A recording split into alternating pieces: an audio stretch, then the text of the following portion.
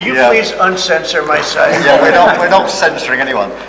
We've got some measures which are there to protect children, in particular from sites like suicide sites. We've had too many cases in the United Kingdom of young children taking their own lives, and when you look through their social media, they've been accessing sites which talk about suicide and encouraging, if you like, children down that road, and that is what we want to stop. It's nothing about censoring free speech. But that treats all adults like children. This country is the proud. But that can treat all adults like children. Free speech in this country has been for a very long time. We're very, very proud of it. We will protect it forever. But at the same time, I personally feel very strongly that we should protect our young teenagers, and that's what it usually is, from things like suicide sites. I don't see that as a free speech issue. I see that as a child protection issue. We actually passed a bill in Congress, headed up by my wife, actually, Yeah. which was to pull bad stuff out having to do with children, because it is a problem. But I cannot imagine him censoring Truth Social. That's more of a very political, and it's been a very big success. It's not going to happen. And I only say good things about him and his country, so if they censor me, you're making a mistake. I'm going to give my ambassador the job, make sure it's not censored. I had not heard that. Mr. President, question about golf? You're a big investor in this area, Mr. President. Say it? You're a big investor in this area of Scotland. To put it mildly. To put it mildly. Like this ballroom that we built it's from amazing. scratch. Do you worry, though, about the risk of increased taxes here? Will that stop you investing? And do you have a message last night on the soccer to the English Lionesses who won the European trophy? So I think that I have a theory that low taxes bring growth. We just passed a big tax cut bill, the biggest bill in the history of our country, actually. And one big beautiful bill, I used to call it the great one big beautiful, we got the word great out, but it's actually called the one big beautiful bill. It's essentially a very large tax cut bill for everybody. And our country's pretty soon, I think I can say it right now, our country's never done better. We had a country that was dead. It was dead 6 months ago, a year ago. Leaders from NATO, we had a very successful meeting at NATO, your prime minister was there. It was an unbelievable love fest with all of those countries, and they agreed to go 5% and all the things. Very smart to do. But many of the leaders said, essentially, they said, your country was dead 1 year ago. 1 year ago we had a dead, and we did, we had a dead country. We had a president who didn't know where the hell he was. We had horrible, horrible people running our country. I think they were sick people, actually, sick. You talk about censorship, those are big, that's all they did was censor, and they didn't know what to do. And they had high taxes. They wanted more tax, total censorship, transgender for everybody, men playing in women's sports, everything bad they wanted, and they still do. That's what they still do. That's why they're down at 15% or something, I saw it today, the lowest that the other part of the Democrats have ever been. But no, I find that when you lower taxes, you get growth. I will say this area, the Prime Minister hasn't been here very long, in all fairness. I think he'll be a tax cutter. But I find that as we cut taxes, we did more business. In my first tax bill, we cut taxes from 39% down to 22%, and we ended up at the end of the first year, when it was still a little raw, we ended up taking in much more revenue than we did at 39%. It was pretty amazing. And we're taking in a lot of revenue right now, and this was an additional tax cut. So I find, for whatever it's worth, tax cuts are very good. Mr. President, You moved up the deadline. It's now 10 or 12 days. Is the sanction the same, that you're going to slap a 100% tariff on anybody who does business with Russia? So what I'm doing is we're going to do secondary sanctions, unless we make a deal, and we might make a deal. I don't know. You don't know. It's we've done so many peace deals. This is the one I started out with, and I know President Putin called me. He wanted to know if I could help him with Iran. I said, no, I don't need your help with Iran. I need your help with Russia. And so that's the one deal that continues to linger. And we're losing 5,000. They're losing. I'm not losing. You're not losing. But 5,000 Russian and Ukrainian kids a week are dying. And that's not mentioning the people that are dying also in towns where, he's lobbing missiles into certain towns like Kiev. And he's got to make a deal. It's too many people are dying.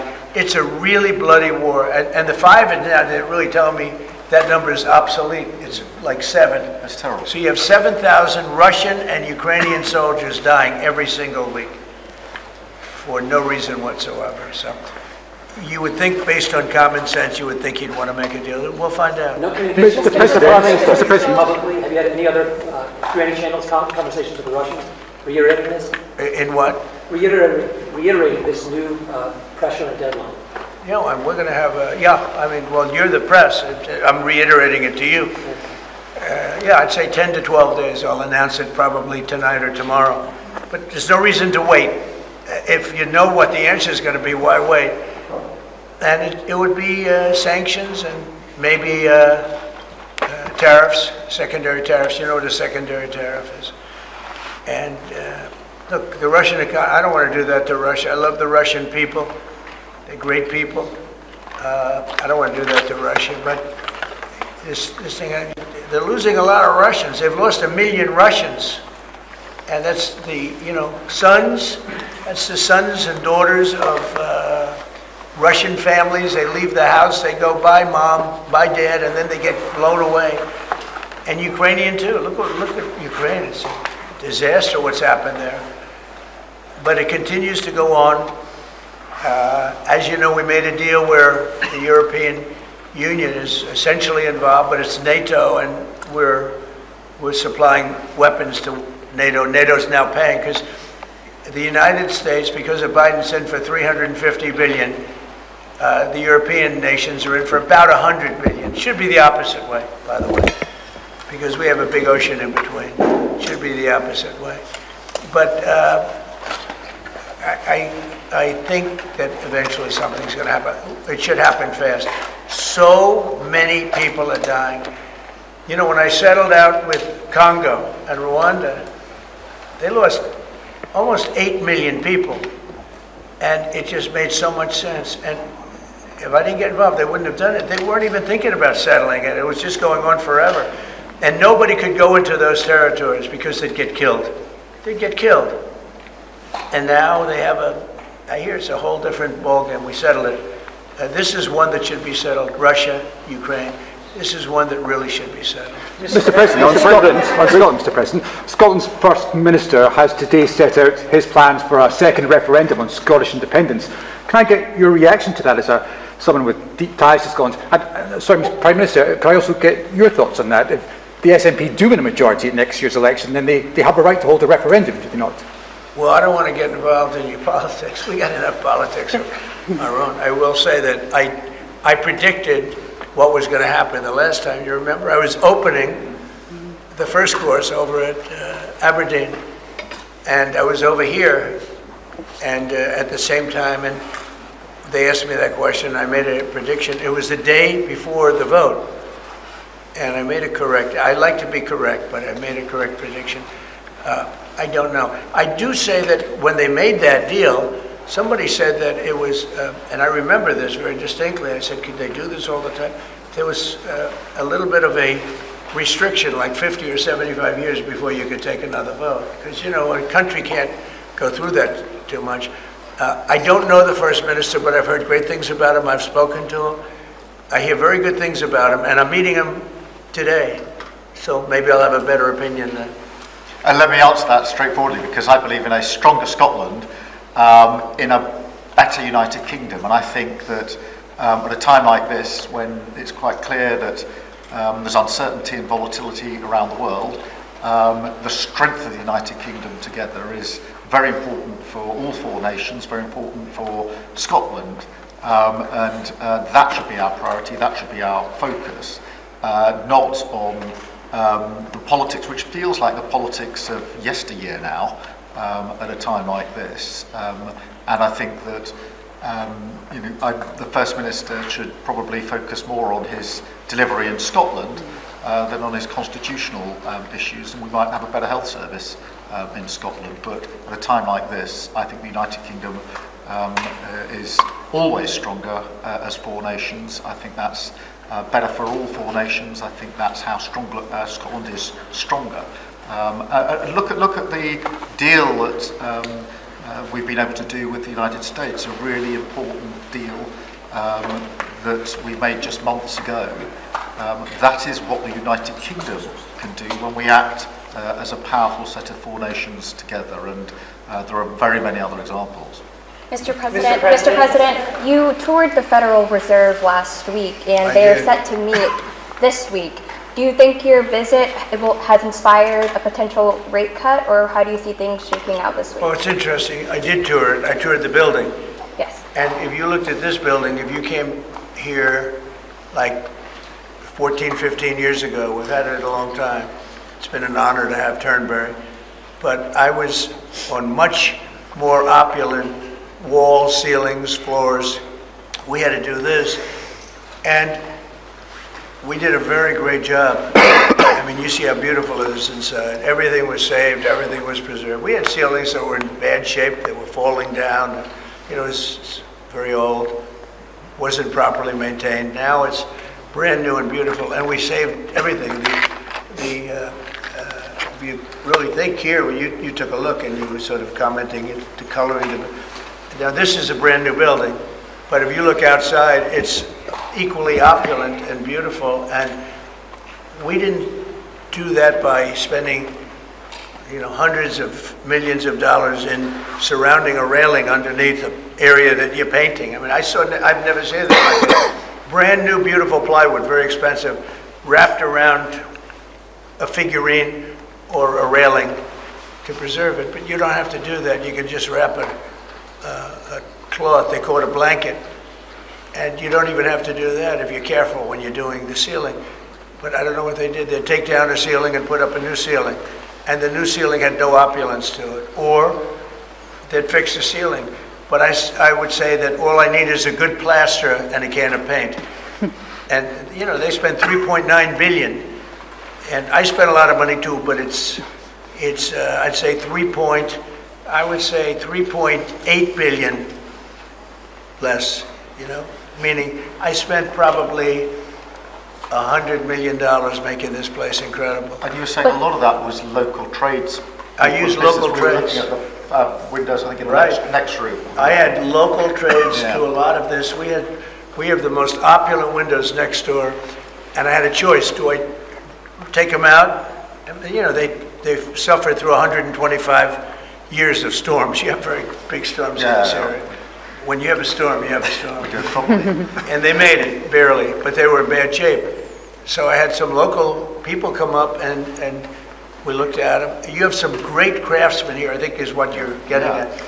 And they said, sir, honestly, they've had it. We can copy it and do it much better. And they did. If you take a look at the windows in the various dining rooms, they're magnificent.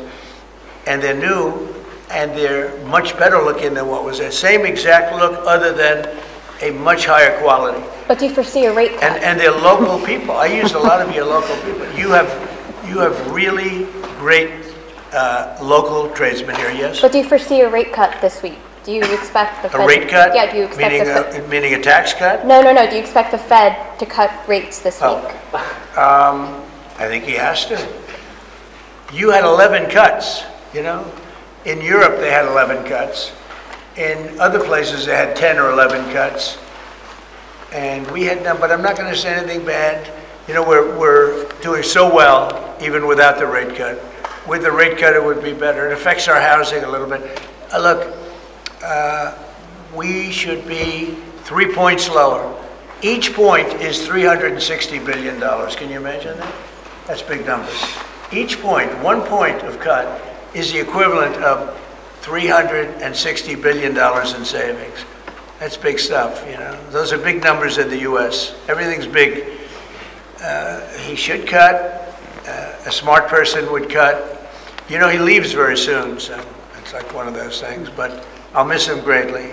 Who will you appoint? On Turnberry, and on Turnberry, if I may, have you or will you enlist the Prime Minister in your effort to bring the Open back to Turnberry? And Prime Minister, you described this beautiful course. Do you agree with the President that it's time to bring the Open back to Turnberry? Well, as you know, that's not a matter directly for me. That's for the sporting authorities. But look, I mean, it is the first time I've been here. it's absolutely magnificent, both inside and out, and looking at the courses itself and the building, it's incredible. But the decision on the Open is not a decision for me, as you'll understand. I should just pick up on the earlier question, because I for one will say congratulations to the Lionesses. Last night our women's football team won the Euros, defended the Euros, I should say, which was a really big success, and the mental and physical resilience that they showed was quite incredible. So there's a lot of bunting out today and tomorrow to celebrate them, bring that cup home. Did you get the chance to do any planning for the upcoming state visit, and how is that going to work? Where would you stay, and anything about this? Well, I'm looking forward to it. It's never been done before, twice. We had our original at Buckingham Palace, and now I guess we're going to Windsor. And it's never been done, and I'm a big fan of King Charles. I've known him for quite a while. A great guy, great person. He looks really well. अमरीकी सदर Scotland में media से गुफ्तगू कर रहे थे। उन्होंने कहा कि बरतानवी वज़ीर आज़म से गज़ा के मसले पर बात हुई। हमास के साथ मुज़ाकरात में कुछ मुश्किलात हैं। उम्मीद है खुराक ज़रूरतमंद लोगों तक पहुँचेगी। गज़ा के हालात कई दिहाइयों से ख़राब हैं। हमने $60 मिलियन गज़ा में खुराक के लिए फ़राहम किए। उन्होंने कहा कि हमास से बात करना मुश्किल है, लेकिन इसराइल को इमदाद की फराहमी के लिए बहुत कुछ करना होगा।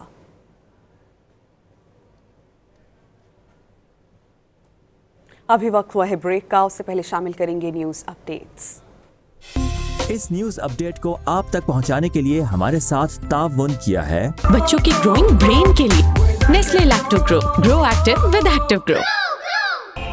Sabroso chicken cheese paratha. My Telenor app, full time control, full time मनमानी।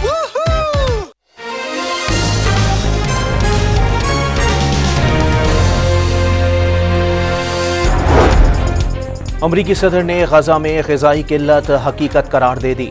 इसराइल पर इमदाद की फराहमी की भारी जिम्मेदारी आयद होती है। ट्रंप की बरतानवी वज़ीर आज़म के हमरा न्यूज़ कॉन्फ्रेंस, एक बार फिर पाक भारत जंग रुकवाने का भी तज़किरा। अमरीकी नाज़िमुल उमूर की वज़ीर ख़ज़ाना मोहम्मद औरंगज़ेब से मुलाकात। वज़ीर ख़ज़ाना ने पाकिस्तान की मुआशी तरक्की में अमरीका की मुआवनत पर इज़हार तशक्कुर किया। और कराची के इलाके लांढी में शहरी पर फायरिंग की सीसीटीवी फुटेज सामने आ गई। नकाबपोश मुलजिम को फायरिंग करते देखा जा सकता है।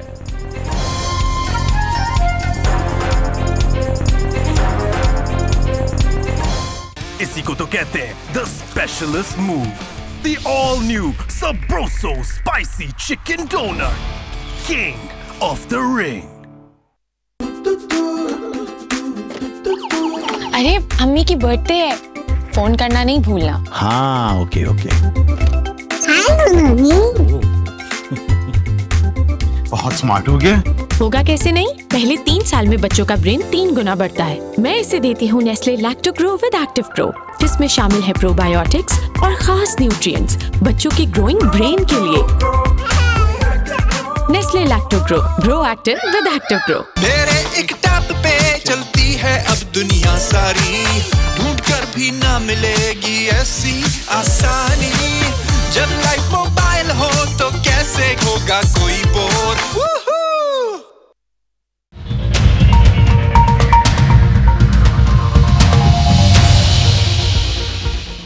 ऑफर चाहे कितनी भी अच्छी हो, अगर आपके मतलब की नहीं तो कोई फायदा नहीं। इसलिए अपने जायज नंबर से *699# मिलाओ और खास अपने लिए बनाई हुई ऑफर्स में से कोई एक सेलेक्ट करके अपनी सुपर पावर बनाओ। तेरे मेरे साथ से नहीं कुछ भी ऊपर, सीधी साथी खुशी है super.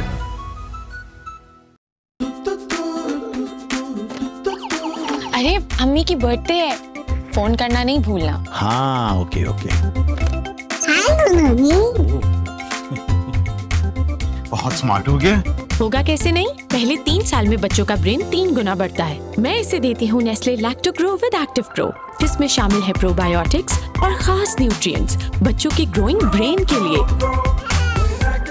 Nestle Lactogrow, grow active